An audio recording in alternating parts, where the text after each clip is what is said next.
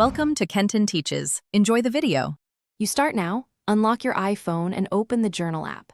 Tap the plus button to create your first entry and type a clear title so you can find it later. Make sure to add the date and timestamp for context. This helps when searching. Once done, go to Settings and enable iCloud Sync so entries back up automatically. This prevents loss. You're setting a habit and a safety net. That combination saves time and stress down the line. Now focus on structure. Use tags and categories to group related entries so you don't hunt later. Add multimedia, photos for context, short voice notes for emotion, and location to map events because richer entries are more useful. Make sure to apply 1 or 2 tags consistently. That improves search results. When you need something, use the app search and filters by tag, date range, or keyword to pull exact entries quickly. This makes the app serve you. Finish your session by reviewing entries.